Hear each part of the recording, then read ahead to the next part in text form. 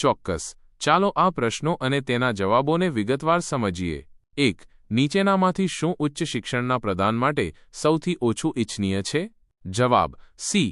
પરીક્ષા આપવા માટેની સારી પૂર્વતૈયારી. સમજૂતી. ઉચ્ચ શિક્ષણનો મુખ્ય હેતુ વિદ્યાર્થીઓમાં સ્વતંત્ર વિચારણાનો વિકાસ, ઊંડાણ મેળવવા માટેનું કૌશલ્ય વધારવું અને માળખાગત વિચારણામાંથી બહાર નીકળવામાં મદદ કરવાનો છે. પરીક્ષા આપવા માટેની સારી પૂર્વતૈયારી એ ગૌણ બાબત છે. 2. અહીં શિક્ષકના કેટલાક ગુણો રજૂ કરેલા છે. એક અસરકારક શિક્ષક માટે સૌથી યોગ્ય ગુણસમૂહ કયો છે? જવાબ એ 1, 2, 4. સમજૂતી. 1. વિષયવસ્તુનું જ્ઞાન. શિક્ષકને પોતાના વિષયનું પૂરતું જ્ઞાન હોવું જરૂરી છે. 2.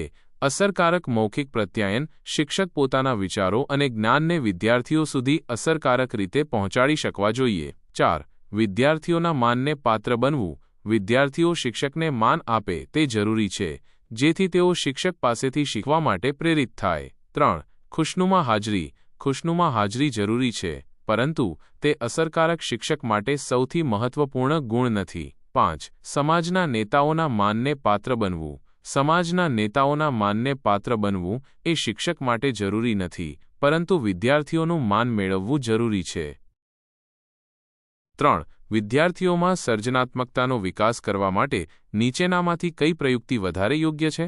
જવાબ ડી. સ્વ-અધ્યયન સામગ્રી પૂરી પાડવી. સમજૂતી. સ્વ-અધ્યયન સામગ્રી પૂરી પાડવાથી વિદ્યાર્થીઓને પોતાની રીતે વિચારવાની અને શીખવાની તક મળે છે, જે સર્જનાત્મકતાને પ્રોત્સાહન આપે છે.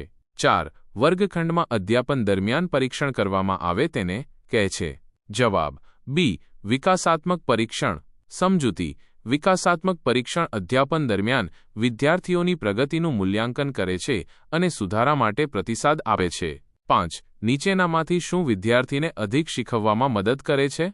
જવાબ બી. વર્ગખંડમાં ચર્ચા. સમજૂતી. વર્ગખંડમાં ચર્ચા વિદ્યાર્થીઓને સક્રિય રીતે શીખવામાં મદદ કરે છે, કારણ કે તેઓ પોતાના વિચારો વ્યક્ત કરે છે અને અન્ય વિદ્યાર્થીઓ પાસેથી શીખે છે. 6. રચનાવાદી અભિગમમાં વિદ્યાર્થીને તરીકે જોવામાં આવે છે. જવાબ ડી. અન્વેષણાત્મક વ્યક્તિ. સમજૂતી. રચનાવાદી અભિગમમાં વિદ્યાર્થીને જ્ઞાનના સક્રિય નિર્માતા તરીકે જોવામાં આવે છે. તેઓ પોતાની રીતે જ્ઞાન મેળવે છે અને નવા વિચારો અને અનુભવોને જોડીને શીખે છે. 7. જ્યારે વ્યાપવિશ્વના બધા એકમો સમાન રીતે ગમતા હોય ત્યારે પસંદગી કરવા માટે વપરાતી નમૂના પસંદગીની પદ્ધતિને કહેવાય. જવાબ ડી. યાદૃચ્છિક નમૂના પસંદગી. સમજૂતી. યાદૃચ્છિક નમૂના પસંદગીમાં વ્યાપવિશ્વના દરેક એકમને નમૂનામાં પસંદ થવાની સમાન તક મળે છે. 8. સંશોધક એક સંસ્થાનું ભવિષ્ય જાણવા માટે અભ્યાસ કરવા માંગે છે. આ અભ્યાસ માટે કયું ઉપકરણ તેના માટે સૌથી યોગ્ય છે? જવાબ એ. પ્રશ્નાવલી. સમજૂતી. પ્રશ્નાવલી એ સંસ્થાના ભવિષ્ય વિશે માહિતી એકત્રિત કરવા માટેનું સૌથી યોગ્ય સાધન છે. પ્રશ્નાવલી દ્વારા સંસ્થાના સભ્યો, નિષ્ણાતો અને અન્ય હિતધારકો પાસેથી માહિતી મેળવી શકાય છે. 9. ઉત્કલ્પના નિરીતે દર્શાવી ન શકાય. જવાબ એ. શૂન્ય અને પ્રશ્ન સ્વરૂપ. સમજૂતી. ઉત્કલ્પના હાઇપોથેસિસ એ એક નિવેદન છે જે સંશોધન સમસ્યાનો સંભવિત જવાબ રજૂ કરે છે. તેને શૂન્ય, નલ અથવા પ્રશ્ન સ્વરૂપે દર્શાવી શકાય નહીં. 10. કોઈ સ્ત્રોતમાંથી લીધેલી પાઠ્ય સામગ્રી તેનો સંદર્ભ દર્શાવ્યા વગર સંશોધન અહેવાલમાં ગોઠવવી તેને કહે છે. જવાબ એ. ઉઠાંતરીવાદ. સમજૂતી. ઉઠાંતરીવાદ પ્લેગિયરિઝમ એટલે અન્ય વ્યક્તિના કાર્ય અથવા વિચારોને યોગ્ય સંદર્ભ આપ્યા વિના પોતાના તરીકે રજૂ કરવા. 11. સંશોધનમાં સોપાનોની સાચી શ્રેણી કઈ છે? જવાબ ડી. સમસ્યા ઓળખ, નમૂના પસંદગી, ઉપકરણોની રચના, માહિતી એકત્રીકરણ, માહિતી વિશ્લેષણ. સમજૂતી. સંશોધનમાં સોપાનોની સાચી શ્રેણી આ પ્રમાણે છે. 1. સમસ્યા ઓળખ, આઇડેન્ટિફિકેશન ઓફ પ્રોબ્લેમ. 2. નમૂના પસંદગી, સેમ્પલિંગ. 3. ઉપકરણોની રચના, ડેવલપમેન્ટ ઓફ ટૂલ્સ. 4. માહિતી એકત્રીકરણ, ડેટા કલેક્શન. 5. માહિતી વિશ્લેષણ, ડેટા એનાલિસિસ. સમજીએ. 12. કાર્યકર્તાઓ જેવા કે શિક્ષકો, સલાહદર્શકો અને અન્ય વ્યાવસાયિકો કેટલીક સમસ્યાઓના ઉકેલ માટે પદ્ધતિસરના પ્રયાસો કરે છે, જે તરીકે ઓળખાય છે. જવાબ એ. ક્રિયાત્મક સંશોધન. સમજૂતી. ક્રિયાત્મક સંશોધન એ એક એવી પ્રક્રિયા છે જેમાં વ્યાવસાયિકો તેમની પોતાની પ્રથામાં સુધારો કરવા માટે સંશોધન કરે છે. 13 થી 13 તરુણો ને લીધે બિનતંદુરસ્ત આહાર ટેવો નેતાબે થાય છે? જવાબ ડી. કોલેજોમાં મિત્રોનું દબાણ. સમજૂતી. ફકરામાં સ્પષ્ટ રીતે જણાવવામાં આવ્યું છે કે કોલેજોમાં મિત્રોનું દબાણ તરુણોને પિઝા અને બર્ગર જેવા બિનપોષણક્ષમ આહાર લેવા તરફ દોરી જાય છે. 14. બિનતંદુરસ્ત આહાર ટેવો એટલે? જવાબ સી. નબળો પોષણયુક્ત આહાર. સમજૂતી. ફકરામાં સ્પષ્ટ રીતે જણાવવામાં આવ્યું છે કે બિનતંદુરસ્ત આહાર ટેવો એટલે નબળો પોષણયુક્ત આહાર જેમાં પૂરતા પ્રમાણમાં પોષક તત્વો હોતા નથી. 15. અભ્યાસમાં એકાગ્રતાની કમી ને કારણે થાય છે. જવાબ બી. પોષણની જરૂરિયાતો પૂરા નહીં થવાથી. સમજૂતી. ફકરામાં જણાવ્યા અનુસાર નબળું પોષણયુક્ત આહાર લેવાથી અભ્યાસમાં એકાગ્રતાની કમી થાય છે. 16. લેખક તારુણ્યને બાલ્યાવસ્થા અને પુખ્તાવસ્થાના જોડાણ તરીકે નોંધે છે કારણ કે તે? જવાબ બી. શારીરિક અને મનોવૈજ્ઞાનિક પરિવર્તનોનો સમયગાળો છે. સમજૂતી. ફકરામાં જણાવ્યા અનુસાર તારુણ્ય એ શારીરિક અને મનોવૈજ્ઞાનિક પરિવર્તનોનો સમયગાળો છે જે બાલ્યાવસ્થા અને પુખ્તાવસ્થા વચ્ચેનું જોડાણ પૂરું પાડે છે.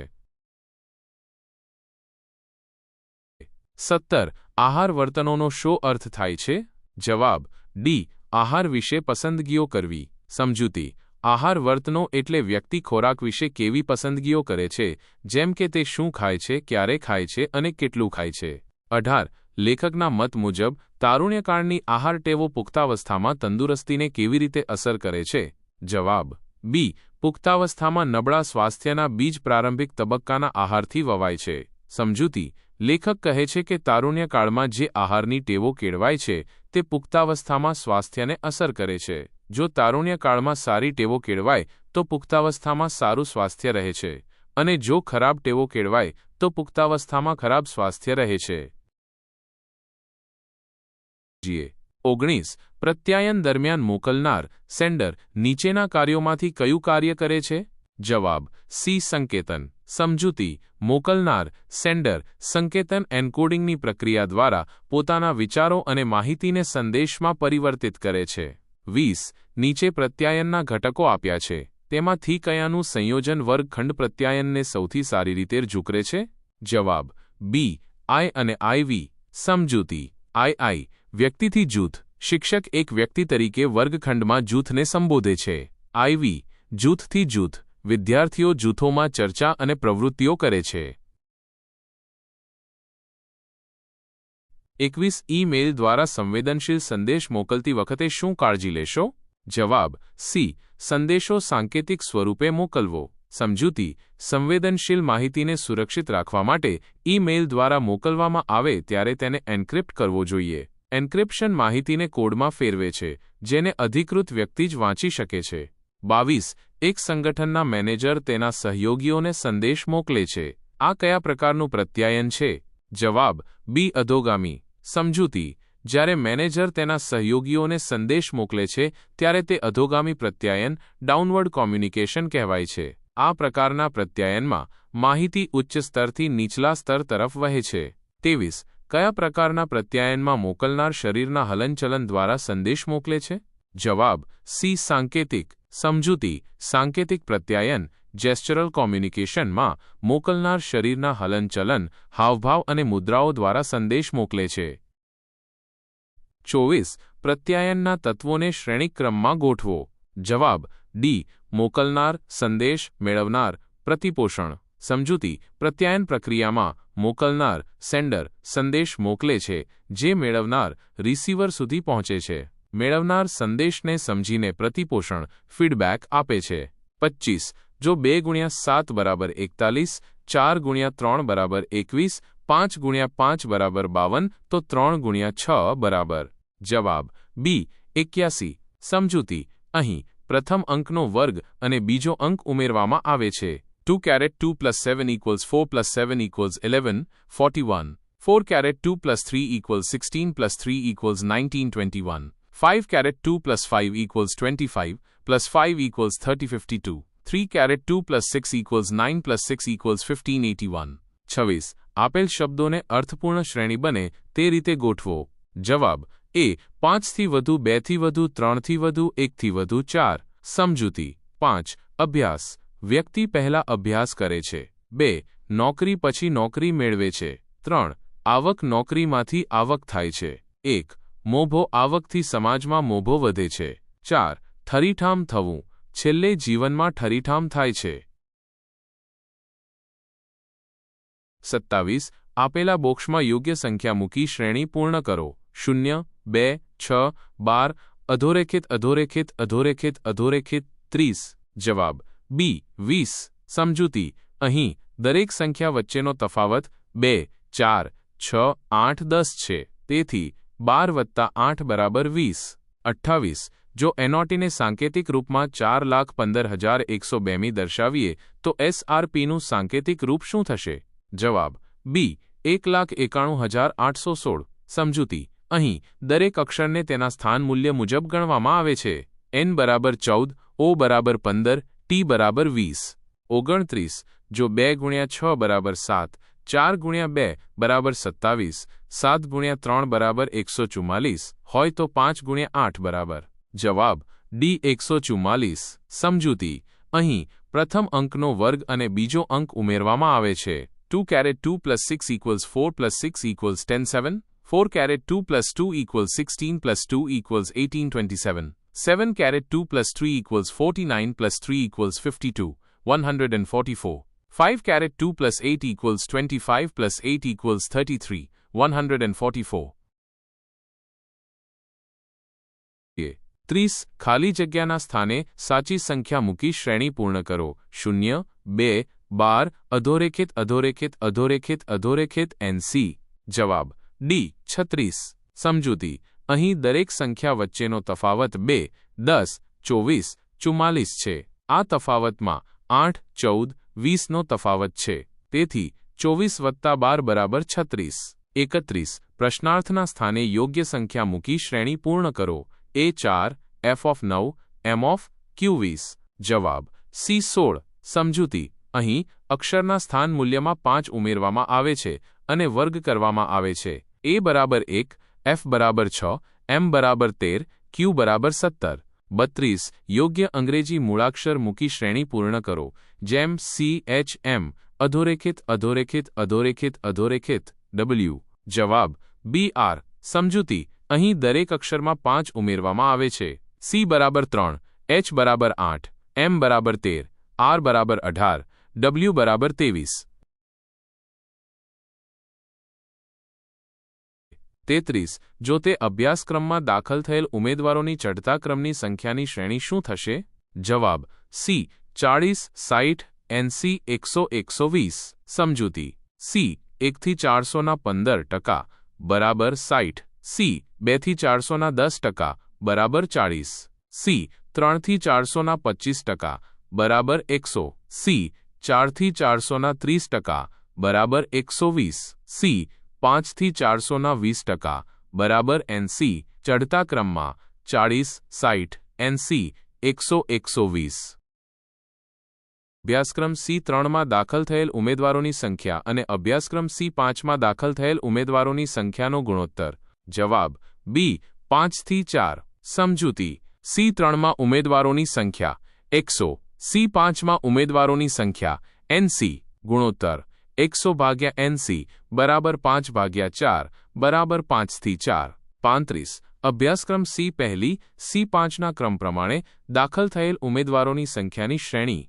જવાબ A 60, 40, 100, 120 NC. સમજૂતી. C1 = 60, C2 40, C3 = 100, C4 = 120, C5 = 80. 36. વર્ષ 2005 અને વર્ષ 2006માં કંપનીના કુલ કર્મચારીઓની સંખ્યાનો ગુણોત્તર. જવાબ C રાત્રે 9:19. સમજૂતી. વર્ષ 2005માં 1000 + 200 જોડાયા 150 છોડ્યા બરાબર 1050. વર્ષ 2006માં 1050 + 250 જોડાયા 100 છોડ્યા બરાબર 1200. ગુણોત્તર 1050 / 1200 બરાબર 21 / 24 બરાબર રાત્રે 9:19. 37. વર્ષ 2005માં કંપનીમાં કુલ કર્મચારીઓની સંખ્યા કેટલી હતી? જવાબ B 1200. સમજૂતી. વર્ષ 2005માં 1000 વત્તા 200 જોડાયા 150 છોડ્યા બરાબર 1050 38 કયે વર્ષે કર્મચારીઓની સંખ્યા મહત્તમ હતી? જવાબ એ 2005 સમજૂતી વર્ષ 2005માં 1050 વર્ષ 2006માં 1200 વર્ષ 2007માં 950 વર્ષ 2008માં 1100 વર્ષ 2009માં 1000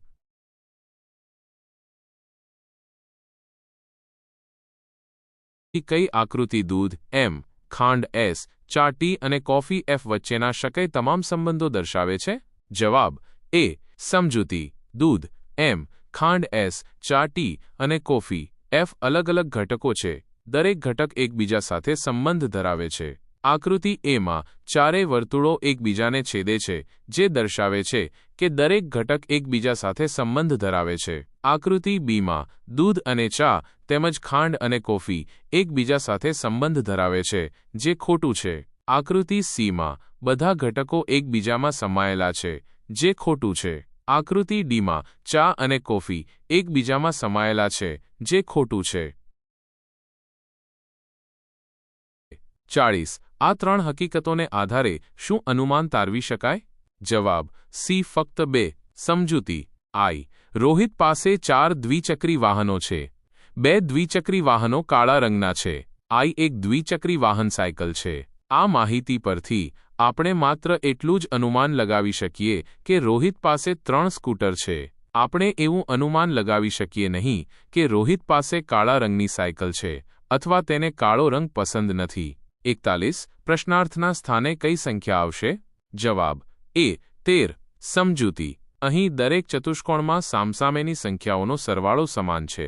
15 + 14 = 29, 12 + 14 = 26, 11 + 15 = 26, 14 + 13 = 27, 13 + 12 = 25, 15 + 13 = 28. 42 જો UPE બરાબર SNC હોય તો QHD બરાબર? જવાબ COFB સમજૂતી અહીં દરેક અક્ષરમાં 2 બાદ કરવામાં આવે છે. U-2 = S, P-2 = N, E-2 = C, Q-2 = O, H-2 = F, D-2 = B. 43 પ્રાપ્ત થયેલ ઈમેલ સાથે જોડેલ ફાઇલ જોખમકારક હોવાનું કારણ? જવાબ એ આવી ફાઇલ વાયરસગ્રસ્ત હોઈ શકે. સમજૂતી અજાણ્યા સ્ત્રોતમાંથી આવેલી ફાઇલોમાં વાયરસ હોઈ શકે છે, જે તમારા કમ્પ્યુટરને નુકસાન પહોંચાડી શકે છે. 44 ડોમેઇન નેમમાં લખવામાં આવતો શબ્દ .org શું સૂચવે છે? જવાબ ડી એક ઓર્ગેનાઇઝેશન. સમજૂતી .org ડોમેઇન નેમ સામાન્ય રીતે બિનલાભકારી સંસ્થાઓ અને સંસ્થાઓ દ્વારા ઉપયોગમાં લેવાય છે. 45 URL એટલે? જવાબ એ યુનિફોર્મ રિસોર્સ લોકેટર. સમજૂતી URL એ વેબ પૃષ્ઠ અથવા અન્ય ફાઇલનું વેબ સરનામું છે. 46 લોકશાહી સંસ્થામાં મોટાભાગનું પ્રત્યાયન કયા સ્વરૂપનું હોય છે? જવાબ બી સમક્ષિતિજ. સમજૂતી લોકશાહી સંસ્થામાં માહિતી અને વિચારો એક જ સ્તરના લોકો વચ્ચે મુક્તપણે વહે છે, જે સમક્ષિતિજ પ્રત્યાયન દર્શાવે છે. 47 નીચેનામાંથી કયું બીજા બધા સાથે બંધબેસતું નથી? જવાબ ડી માઇક્રોસોફ્ટ વિન્ડોઝ. સમજૂતી માઇક્રોસોફ્ટ વર્ડ, એક્સેલ અને એક્સેસ એ બધા એપ્લિકેશન સોફ્ટવેર છે, જ્યારે માઇક્રોસોફ્ટ વિન્ડોઝ એ ઓપરેટિંગ સિસ્ટમ છે. 48 નીચેનામાંથી કઈ મેમરી સાઇઝ સૌથી મોટી છે? જવાબ સી ટેરાબાઇટ. સમજૂતી મેમરી સાઇઝનો ક્રમ નીચે મુજબ છે: kilobyte KB, megabyte MB, gigabyte GB, terabyte TB. 49 ભારતના મોટા શહેરોમાં હવા પ્રદૂષણનો મુખ્ય સ્ત્રોત કયો છે? જવાબ એ વાહનોનો ટ્રાફિક. સમજૂતી વાહનોના ધુમાડામાં કાર્બન મોનોક્સાઇડ, નાઇટ્રોજન ઓક્સાઇડ અને અન્ય ઝેરી વાયુઓ હોય છે, જે હવા પ્રદૂષણમાં મોટો ફાળો આપે છે. ક્ષમ નથી? જવાબ ડી લોખંડનો કાટ. સમજૂતી જૈવિક વિઘટનક્ષમ પદાર્થો એવા પદાર્થો છે જે કુદરતી રીતે વિઘટન પામે છે. શાકભાજી, માનવ હાડકાં અને અળસિયા જૈવિક વિઘટનક્ષમ છે, જ્યારે લોખંડનો કાટ જૈવિક વિઘટનક્ષમ નથી. 51 નીચેનામાંથી કયું ગ્લોબલ વોર્મિંગની ઓછી અસર ધરાવે છે? જવાબ સી વનસ્પતિઓમાં પ્રકાશ સંશ્લેષણના દરમાં ઘટાડો. સમજૂતી ગ્લોબલ વોર્મિંગની મુખ્ય અસરોમાં ખેતીલાયક ફળદ્રુપ ત્રિકોણ પ્રદેશ ગુમાવવો, વૈશ્વિક તરેહમાં અવક્ષેપ માટે પરિવર્તન અને વાવાઝોડામાં વધારો થાય છે. વનસ્પતિઓમાં પ્રકાશ સંશ્લેષણના દરમાં ઘટાડો એ ગ્લોબલ વોર્મિંગની સીધી અસર નથી. 52. નીચેનામાંથી શું પેન્સિલમાં વપરાય છે? જવાબ એ. ગ્રેફાઇટ. સમજૂતી પેન્સિલમાં ગ્રેફાઇટનો ઉપયોગ થાય છે, જે કાર્બનનું એક સ્વરૂપ છે. 53. સમુદ્રમાં સુનામીનું મોટું કારણ છે. જવાબ બી. ધરતીકંપ. સમજૂતી સમુદ્રમાં ધરતીકંપના કારણે સુનામી આવે છે. ધરતીકંપના કારણે સમુદ્રમાં પાણીનું વિસ્થાપન થાય છે, જેના કારણે વિશાળ મોજાં ઉત્પન્ન થાય છે. 54. સરદાર સરોવર પ્રોજેક્ટ નદી ઉપર છે. જવાબ સી. નર્મદા. સમજૂતી સરદાર સરોવર પ્રોજેક્ટ નર્મદા નદી પર સ્થિત છે. આ પ્રોજેક્ટ ગુજરાત, મધ્યપ્રદેશ, મહારાષ્ટ્ર અને રાજસ્થાન રાજ્યોને લાભ આપે છે. 55. રાષ્ટ્રીય ઉચ્ચતર શિક્ષા અભિયાનની પાયાની નિસ્બત શું છે? જવાબ એ. ઉચ્ચ શિક્ષણમાં નીચા પ્રવેશ દરથી ઉપર આવવું. સમજૂતી રાષ્ટ્રીય ઉચ્ચતર શિક્ષા અભિયાન RUSAનો મુખ્ય ઉદ્દેશ્ય ઉચ્ચ શિક્ષણમાં પ્રવેશ દર વધારવાનો અને ગુણવત્તા સુધારવાનો છે. 56. રાષ્ટ્રીય ઉચ્ચતર શિક્ષા અભિયાન RUSA રાજ્યોને ઉચ્ચ શિક્ષણ માટે ભંડોળ પૂરું પાડશે. કેન્દ્ર અને રાજ્ય સરકારો વચ્ચે ભંડોળનો ગુણોત્તર શું છે? જવાબ એ. 75% કેન્દ્ર, 25% રાજ્ય સરકાર. સમજૂતી રાષ્ટ્રીય ઉચ્ચતર શિક્ષા અભિયાન RUSA હેઠળ કેન્દ્ર અને રાજ્ય સરકારો વચ્ચે ભંડોળનો ગુણોત્તર 75 થી 25 છે. 57. ઉચ્ચ શિક્ષણ નીતિના દૃષ્ટિકોણમાં PPP એટલે શું? જવાબ સી. Public private partnership. સમજૂતી PPP એટલે પબ્લિક પ્રાઇવેટ પાર્ટનરશિપ, જે જાહેર અને ખાનગી ક્ષેત્રના સહયોગથી અમલમાં મૂકવામાં આવતી યોજનાઓ માટે વપરાય છે. 58. ઉચ્ચ શિક્ષણમાં શિક્ષકોની ભરતી માટે પાયાની લાયકાત તરીકે નેટ દાખલ કરવાનો હેતુ શો છે? જવાબ ડી. ઉચ્ચ શિક્ષણમાં શિક્ષકોની ભરતીમાં યોગ્યતા રહે તે જોવું. સમજૂતી નેટ રાષ્ટ્રીય પાત્રતા કસોટી દાખલ કરવાનો મુખ્ય હેતુ ઉચ્ચ શિક્ષણમાં શિક્ષકોની ભરતીમાં યોગ્યતા સુનિશ્ચિત કરવાનો છે. 59. કેટલીક વખત ઉચ્ચ શિક્ષણમાં કુલ નામાંકન ગુણોત્તર GER 100 ઉપર શા કારણે થાય છે? જવાબ એ. રિપીટર્સ સંખ્યા અને ઓછી અને વધુ વય જૂથના વિદ્યાર્થીઓની સંખ્યાને લીધે. સમજૂતી GERની ગણતરી કરતી વખતે ચોક્કસ વય જૂથના વિદ્યાર્થીઓની સંખ્યાનો ઉપયોગ થાય છે. જો રિપીટર્સ અને અન્ય વય જૂથના વિદ્યાર્થીઓ પણ જોડાય તો GER 100 વધી શકે છે. 60. ઉચ્ચ શિક્ષણના સંચાલનમાં નીચેનામાંથી કયા પડકારનો સામનો કરવો પડે છે? જવાબ ડી. ભંડોળની જરૂરિયાતને પૂરા કરવાનો. સમજૂતી ઉચ્ચ શિક્ષણના સંચાલનમાં ઘણા પડકારો છે, પરંતુ ભંડોળની જરૂરિયાતને પૂરા કરવાનો સૌથી મોટો પડકાર છે.